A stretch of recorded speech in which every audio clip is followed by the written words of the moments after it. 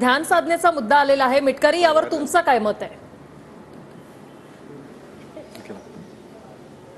नाही, ठीक आहे, तो प्रत्येकाचा वैयक्तिक भाग असतो। काही लोक विपश्यना करतात, काही लोक ध्यान धारणा करतात आणि या सगळ्या ट्रेसमधून थोडा निवांत वेळ भेटावा म्हणून कन्याकुमारीला जाऊन ते ध्यान धारणा करत असतील।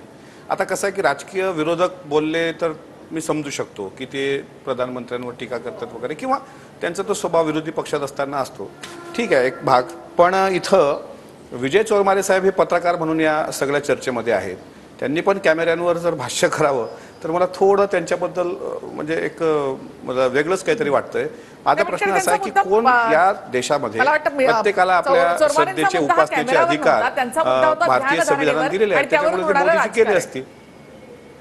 असं आहे की पत्रकारांनी बी मुद्दा मांडताना याच्यावर राजकारण करूच नाही। बघा, जर जी लोक भारतीय संविधानाला मानतात किंवा जी लोक भारतीय संविधानालाच म्हणजे काय आम्हीच मानतो असं आणतात, त्यांना एकच सांगायचं की संविधानाच्या उद्देशिकेमध्ये श्रद्धा आणि उपासनेचे अधिकार प्रत्येकाला भारतीय संविधान दिलेले आहेत, त्यामुळे त्या राईट्स त्यांना पण आहेत, त्याच्यामुळे ते ध्यान धारणेला गेले असतील, यात काही वाईट वाटण्याचं कारण नाही।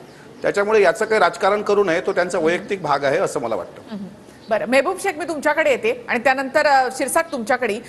मेहबूब शेख, नकली शिवसेना किंवा नकली एनसीपी याचा उल्लेख मोदींनी आपल्या भाषणामध्ये केला होता, तर ह्याचं उत्तर देखील मिळणार या निवडणुकीमध्ये?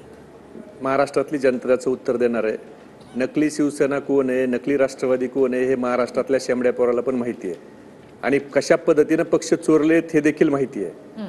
शेवटी जे लोक एकनाथ शिंदेनी शिवसेना फोडली, चोरली, त्याच्यानंतर स्वतःचा पक्ष काढावा असं म्हणत होती, त्या लोकांनी राष्ट्रवादी चोरायला पुढाकार घेतला, शिवसेना चोरली गेली हे महाराष्ट्रातल्या माणसाला माहिती आहे। नाहीतर आज जर ह्यांना एवढा आत्मविश्वास आहे तर ह्यांना 100-150 कोटी रुपये एका मतदारसंघात वाटायची काय वेळ आली?